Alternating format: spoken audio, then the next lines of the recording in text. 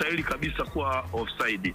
Kwa faida ya picha za marejeo, kwa marejeo ya picha za video, kwa sisi ambao tulikuwa tunaangalia, tumekaa kwenye tunaangalia kupitia screen, ile nafasi wakati mpira unapigwa kwa mara ya kwanza, kabla hujafika kwa Max Nzengeli, tayari Pacome Zouzoua alikuwa kwenye nafasi ya kuotea, lakini mpira haukuenda kwake. Just imagine ungekuwa umeenda kwake moja kwa moja, au Max ameugusa na ukaenda kwa Pacome, ina maana tayari inatakiwa hiyo offside.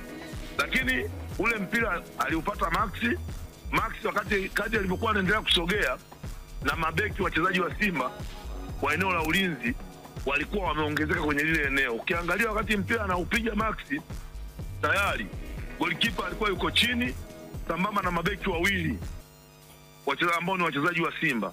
Pia hata eneo la ndani ambalo Pacome alikuwepo, tayari ule mpira umemkuta akiwa onside position.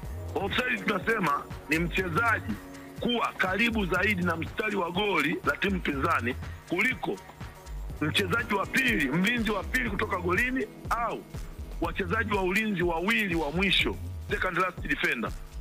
Kwa hiyo ikiwa second last defender amemzidi au two last defender kwa pamoja anawazidi, ametangulia huko karibu na mstari wa goli, mchezaji tutamhesabia kuwa alikuwa kwenye nafasi ya kuotea, na ataadhibiwa kama atafanya jambo moja kati ya matatu: ataingilia mchezo, atamuingilia mpinzani, au atanufaika kwa kuepuka kwenye nafasi ya kuotea.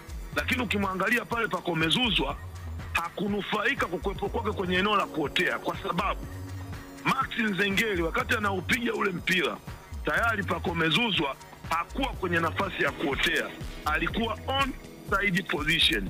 Lakini hata Kamara ambaye alitoka golini, goalkeeper wa Simba, kwenda kumwataki mwamuzi msaidizi namba 1 Mohamed Mkono, akirudi na mwenyewe akatulia kwenye kamera, akaangalia namna ile scenario ilivyokuwa, anaweza akaona kwamba ni kweli hakustahili kwenda kumwataki yule mwamuzi msaidizi au kukataa lile goli. Lakini mchezaji unapokuwa uwanjani, vile vitu ni vya kawaida na vinatokea.